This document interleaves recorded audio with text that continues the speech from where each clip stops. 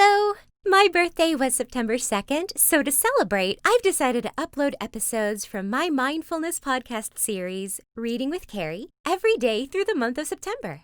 Once we hit October, I'll be posting the episodes every Friday with the bonus minisodes on Saturday. To catch the episodes as they air every Wednesday, you can subscribe to my podcast on Apple Podcasts, Spotify, Stitcher, or wherever you get your podcasts. Click the link in the description below to go directly to my podcast's website. Hope you enjoy!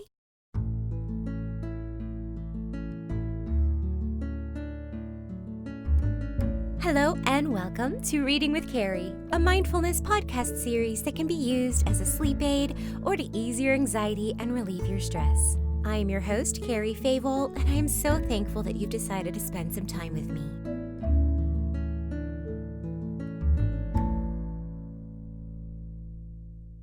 Today's story is The Ugly Duckling. I actually watched John Solo's breakdown of The Ugly Duckling not that long ago, which I really enjoyed. I'll include a link to his video in the description.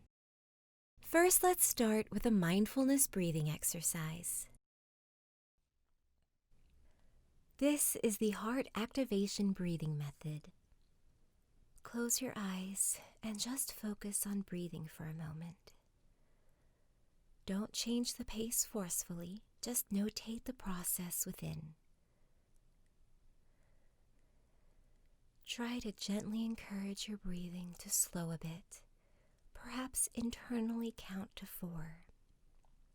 Let your breath rest within your lungs for just a beat, and then let the breath back out on a count of 4, resting with your lungs empty for just a beat as well.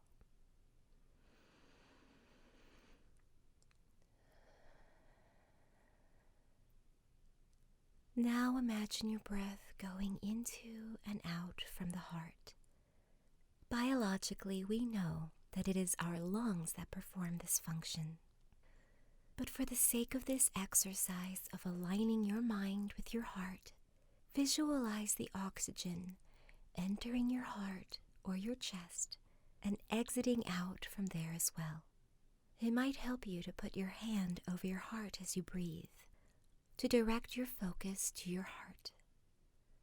Settle into the rhythm of your breath, slowly coming into your heart and gently leaving it. Into your heart, gently leaving. It's okay if your mind wanders. Just make note of it and bring yourself back to focusing on your breath. In and out, in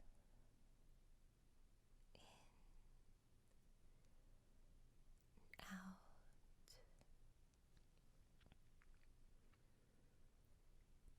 Great job. You've completed the exercise. I like to take a nice, long, slow sigh to celebrate the realignment of my heart and mind, and I invite you to do so as well.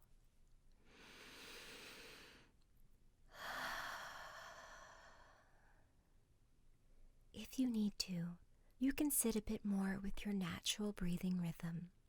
Continue this podcast when you feel ready. And now here's the story. It was so beautiful in the country. It was the summertime. The wheat fields were golden, the oaks were green, and the hay stood in great stacks in the green meadows. The stork paraded about among them on his long red legs, chattering away in Egyptian, the language he had learned from his lady mother.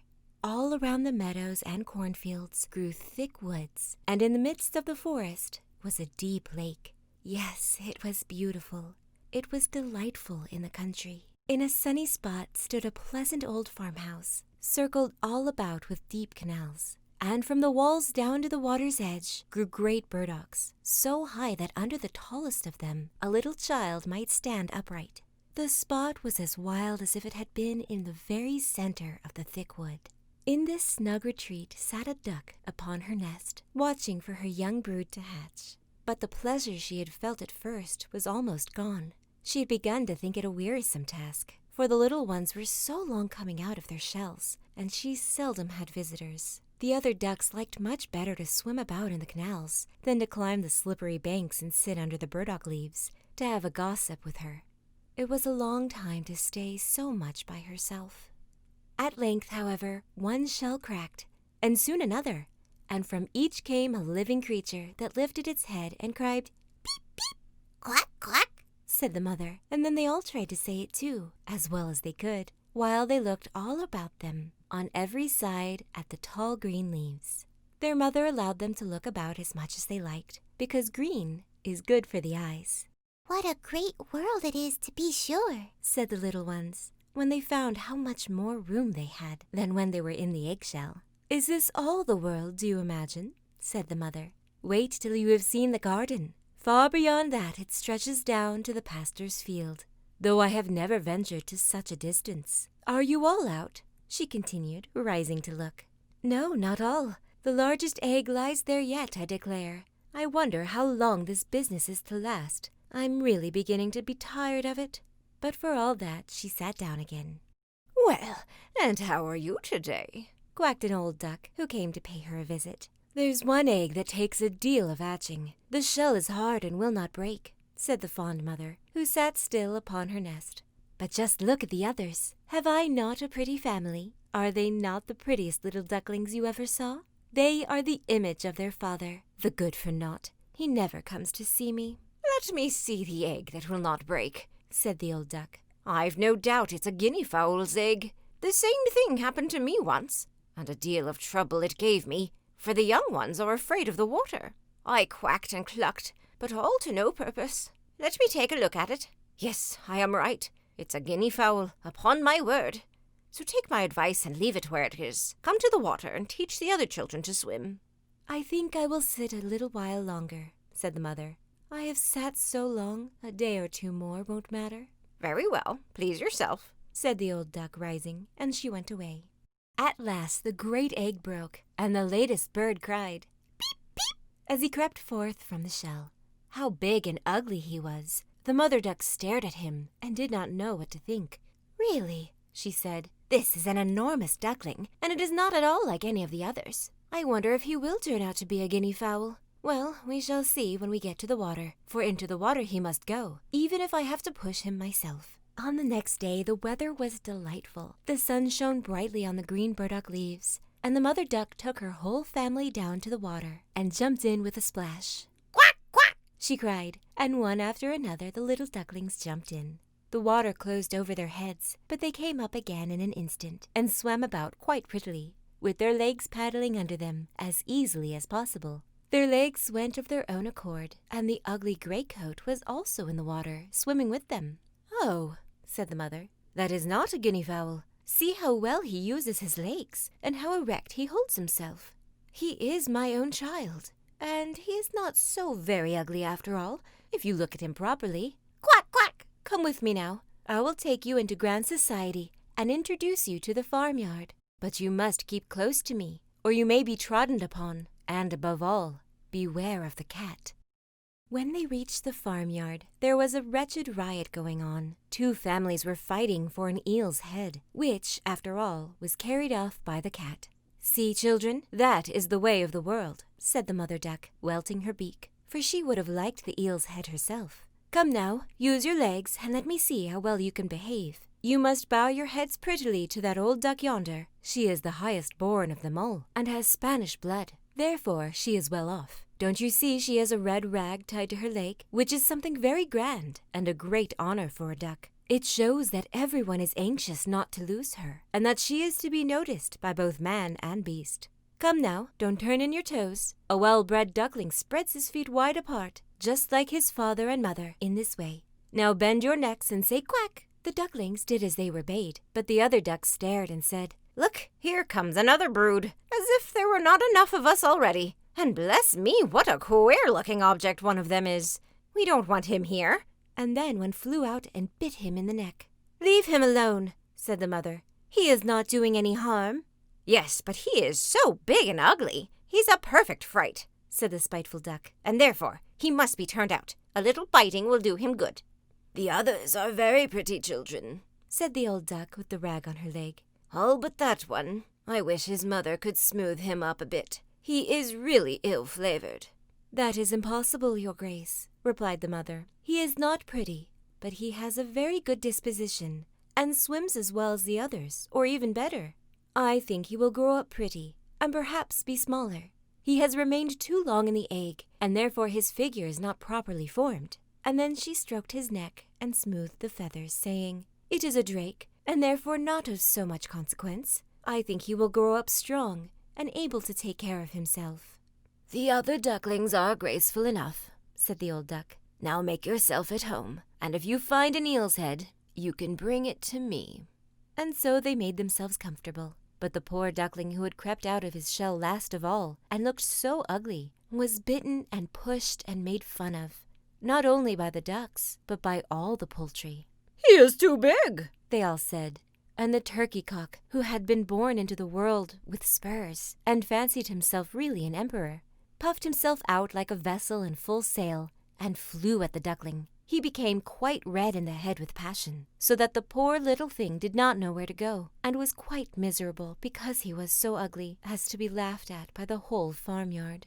So it went on from day to day. It got worse and worse. The poor duckling was driven about by everyone. Even his brothers and sisters were unkind to him, and would say, "Ah, you ugly creature! I wish the cat would get you!" And his mother had been heard to say she wished he had never been born. The ducks pecked him, the chickens beat him, and the girl who fed the poultry pushed him with her feet. So at last he ran away, frightening the little birds in the hedge as he flew over the pollings. "They are afraid because I am so ugly," he said. So he flew still farther, until he came out on a large moor inhabited by wild ducks. Here he remained the whole night, feeling very sorrowful. In the morning, when the wild ducks rose in the air, they stared at their new comrade. "What sort of duck are you?" they all said, coming around him. He bowed to them and was as polite as he could be, but he did not reply to their question. "You are exceedingly ugly," said the wild ducks, "but that will not matter if you do not want to marry one of our family." Poor thing! He had no thoughts of marriage. All he wanted was permission to lie among the rushes and drink some of the water on the moor. After he had been on the moor 2 days, there came 2 wild geese, or rather goslings, for they had not been out of their egg long, which accounts for their impertinence.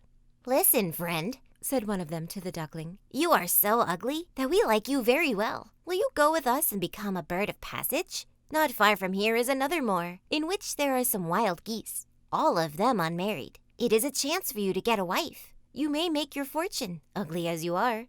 Bang! Bang! sounded in the air, and the 2 wild geese fell dead among the rushes, and the water was tinged with blood. Bang! Bang!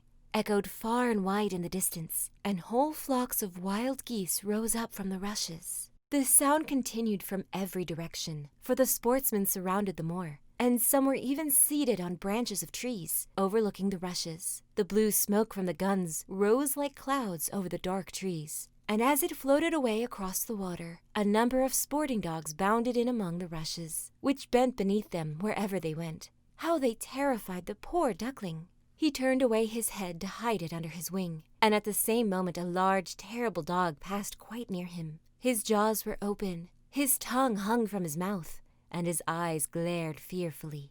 He thrust his nose close to the duckling, showing his sharp teeth, and then, splash, splash, he went into the water without touching him. "Oh," sighed the duckling, "how thankful I am for being so ugly. Even a dog will not bite me." And so he lay quite still, while the shot rattled through the rushes, and gun after gun was fired over him. It was late in the day before all became quiet, but even then the poor young thing did not dare to move.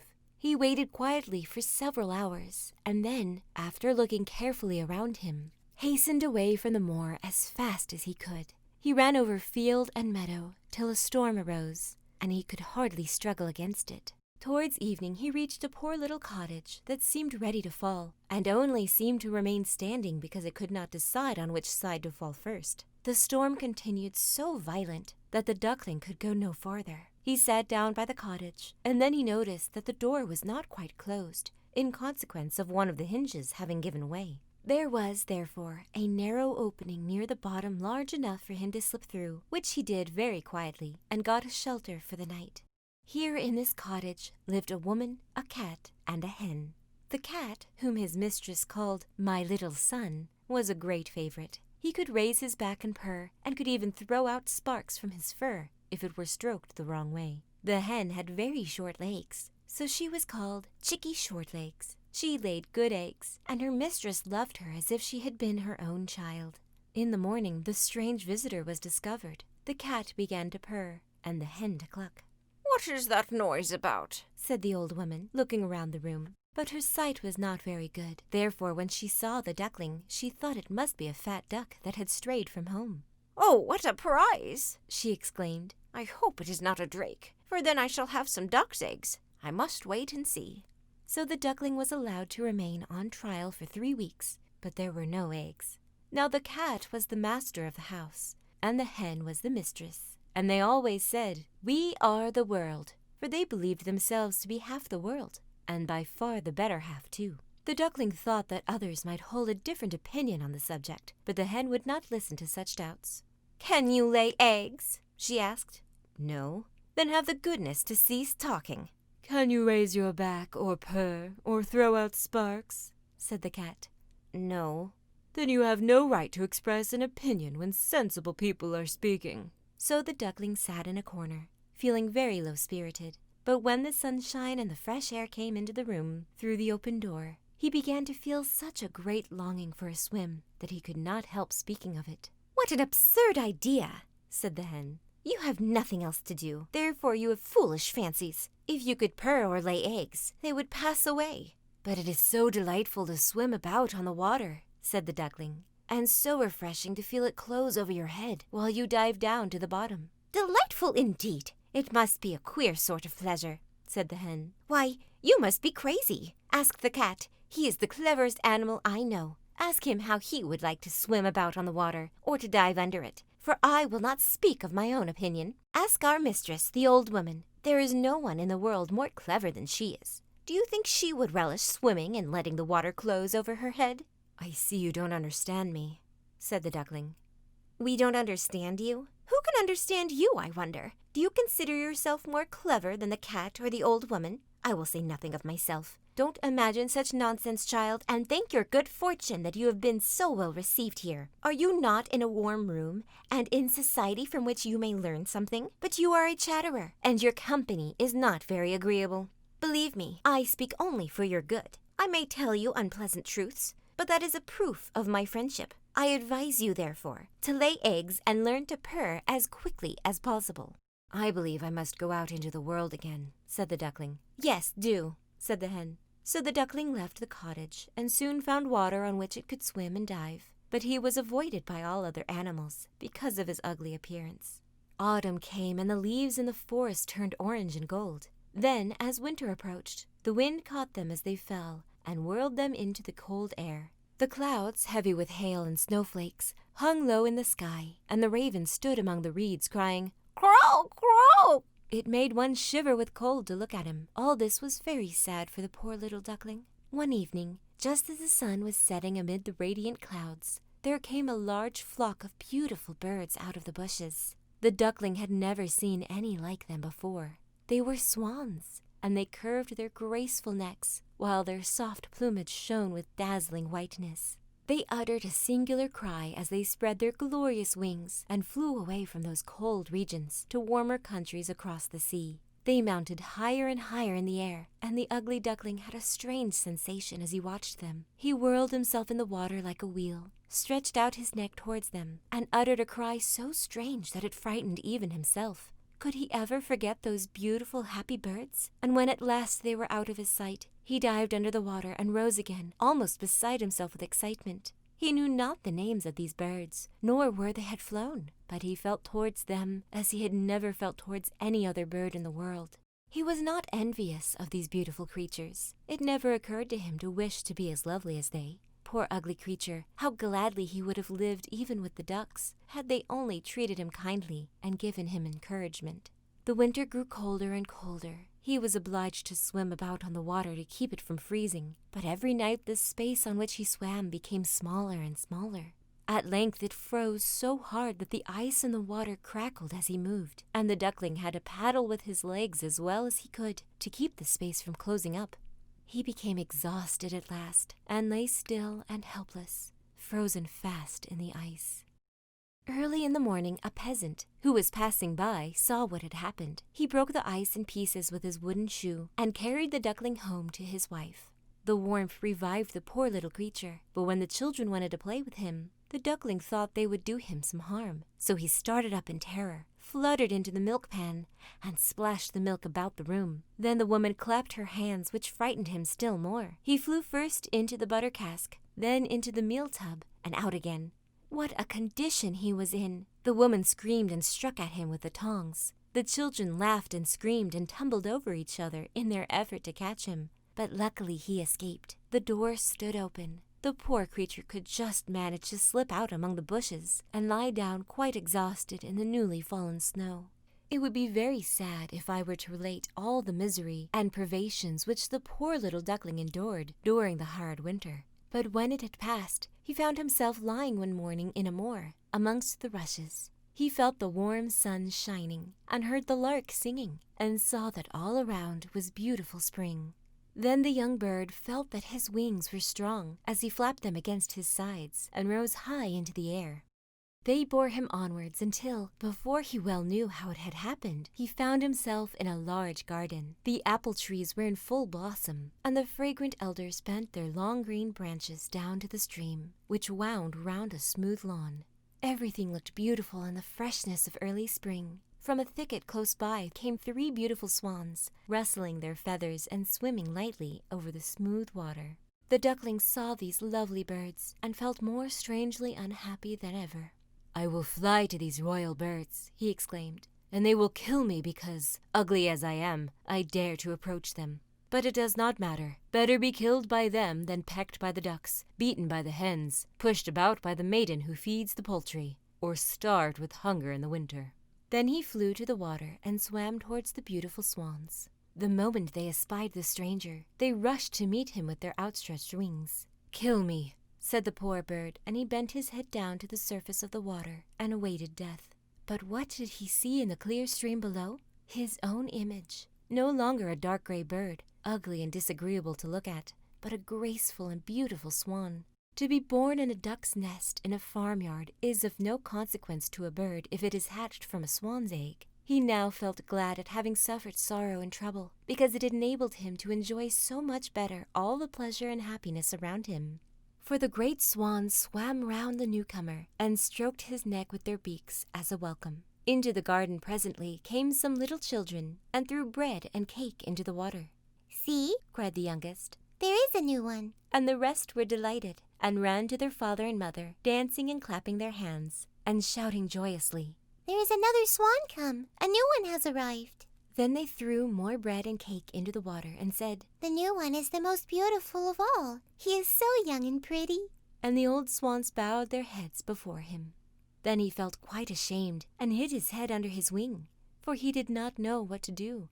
He was so happy, yet he was not at all proud. He had been persecuted and despised for his ugliness, and now he heard them say he was the most beautiful of all the birds. Even the elder tree bent down its boughs into the water before him, and the sun shone warm and bright. Then he rustled his feathers, curved his slender neck, and cried joyfully from the depths of his heart, "I never dreamed of such happiness at this time while I was the despised ugly duckling." This is a beautiful story about accepting oneself for who you truly are. There are so many obstacles in life that I think could be more easily overcome if we were more willing to accept ourselves off the bat. This isn't to excuse away bad behavior. Saying, "I'm rude and that's just the way I am," is a negative, self-destructive thought and should be examined with some cognitive restructuring. But understanding that, for example, I'm only 5'1", and therefore I will never have legs for days, I can accept myself and even enjoy my height deficiency. Since the story was so long, I won't be long-winded myself, and just leave you with this closing thought by Marilyn Monroe. Wanting to be someone else? is a waste of the person you are. Thank you for listening. I welcome you back anytime you may need to hear a comforting voice or a familiar bedtime story.